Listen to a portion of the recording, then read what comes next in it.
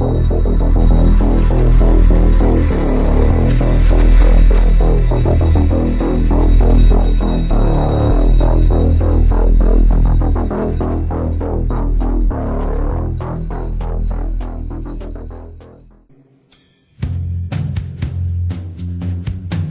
name is Nasime Saps.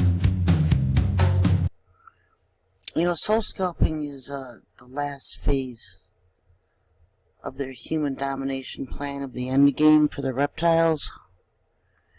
And they are soul scalping and replacing humans at all top levels and secondary levels, even their families if necessary. I know we've been seeing it on a massive scale, celebrities and news announcers, even people in commercials. Everybody you see on TV, about 90% is a clone or a synthetic robotoid or a soul scalped person.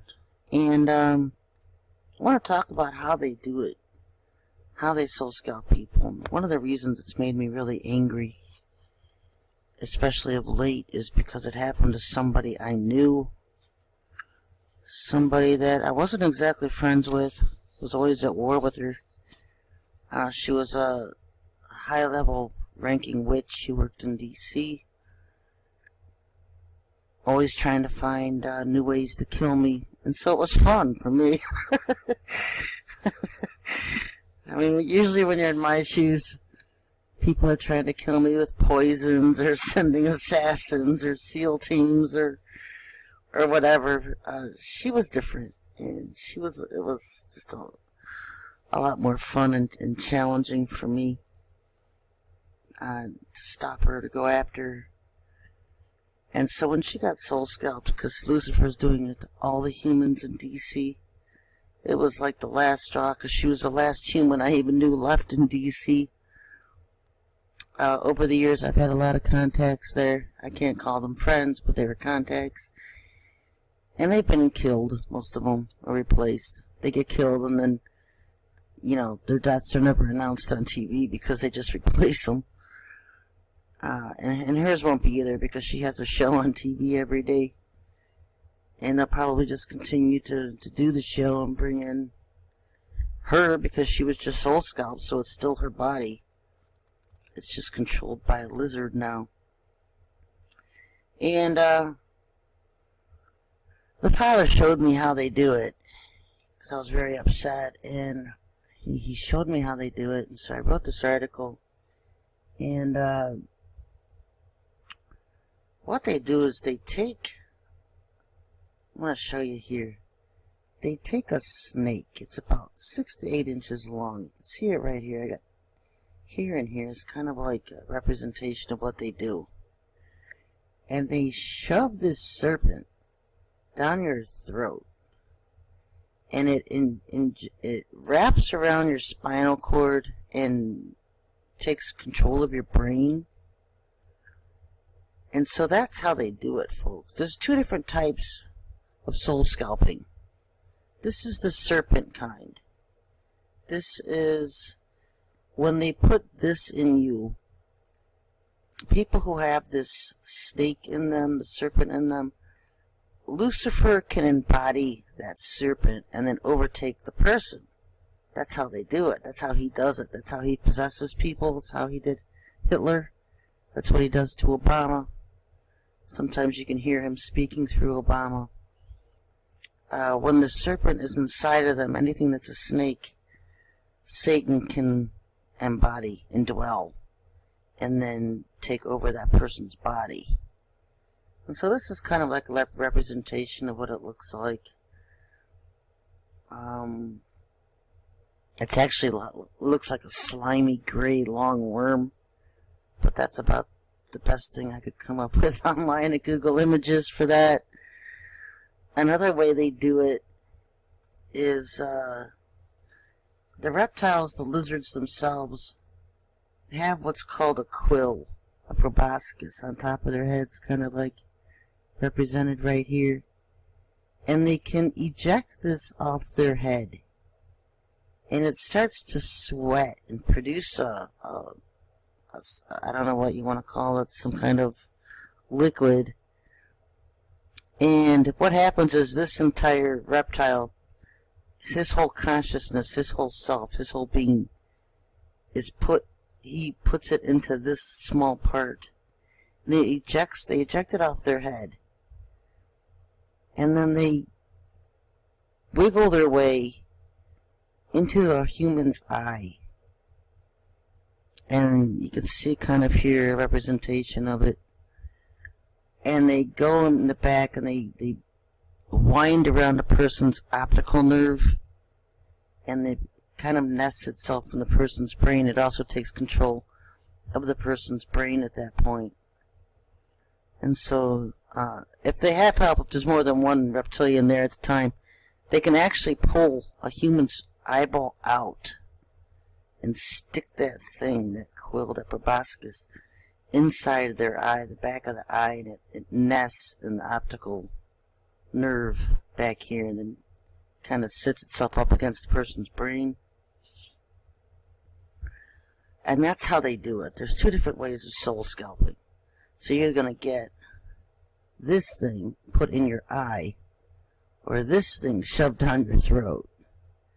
Now the ones who have the ones in the eye, Lucifer himself can't embody. That's just a typical lizard possession, soul scalping. The serpent kind is the one Lucifer can embody and indwell that person then through the snake. And so that's how they do it. You know, I was warned about this. I've been warning about this years ago, soul scalping, and then people just think you're crazy. But you can see it now, especially people who get this one, either one I guess, because they get the slit eyes. You'll start seeing their eyes. The pupils are no longer round. They'll turn slit. A cat's eyes. The eyes are a mirror to the soul. So when you look at a person's eye, if they're not normal, then that person's not normal. You know, I was told by one of them years ago that duplicating a human's eyes are the hardest thing for them to do. They can duplicate a human's body. They can clone them.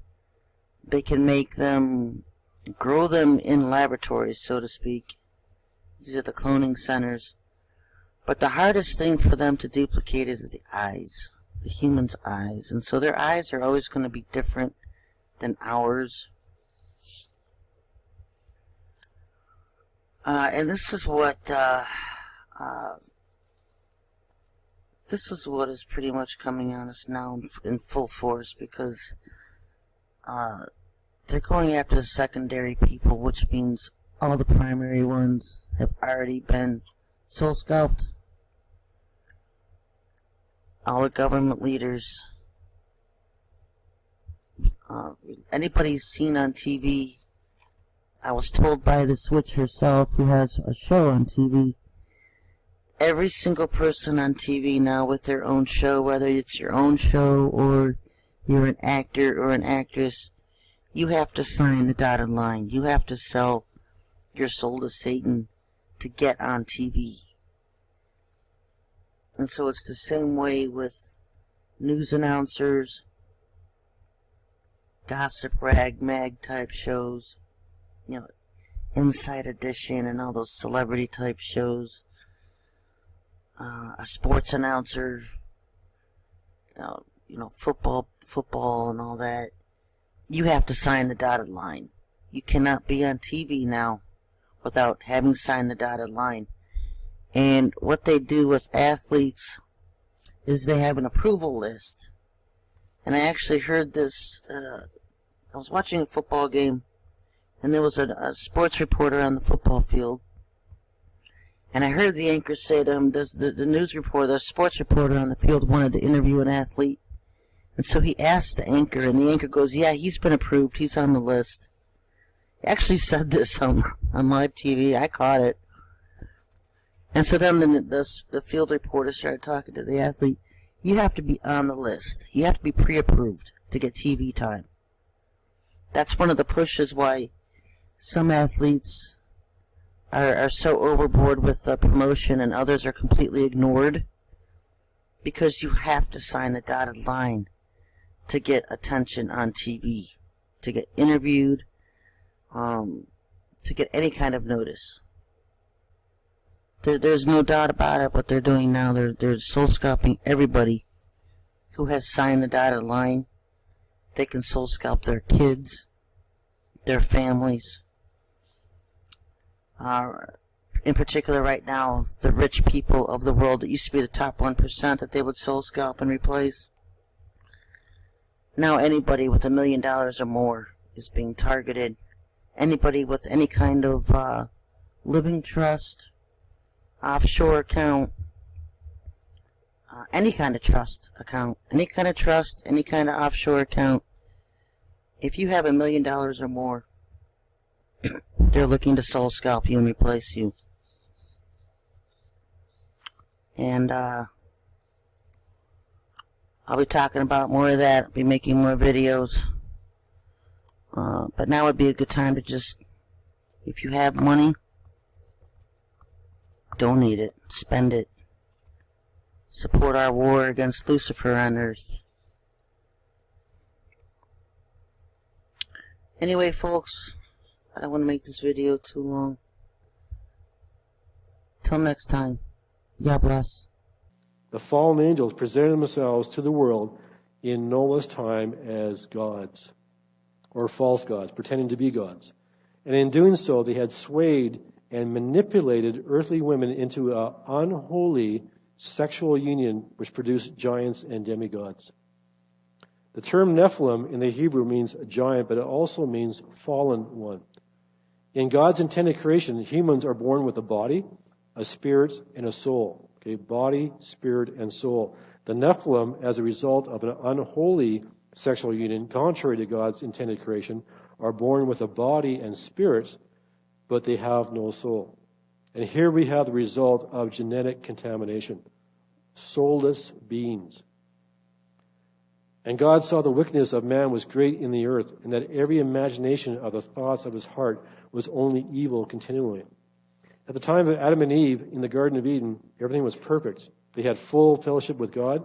Then Satan, now the fallen angel Lucifer, and also disguised as a serpent, caused Adam and Eve to sin against God, which caused them to fall. Now, because of this, God had no other choice but to remove them from a perfect world environment into a less perfect world environment in a fallen state of sin. And here we have the beginning of the progression of sin. This is the start of sin. That started at the fall of Adam and Eve, which introduces sin to the world. Sin has passed through the generations, through the bloodline. We are all of us are born into the world of sin. As the population grows, sin is shown to grow exponentially with the population when that population continues to turn away from God's will. If sin continues to grow exponentially, wickedness and evil begin to envelop society. In a sinful environment apart from God, satanic influences begin to take hold.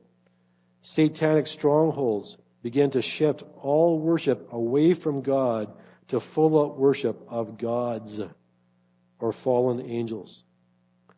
Once full worship is achieved, unrestricted advancement and manipulation begins to occur. Manifestations and appearances begin to happen. Once unrestricted advancement and manipulation take hold, genetic contamination begins. This is a society completely far apart from God. Now, this is an extreme level of physical decay. Remember, Satan cannot create. Okay? He can only attempt to alter what is already created. So here's a question for you. At what point is our current society along in this progression?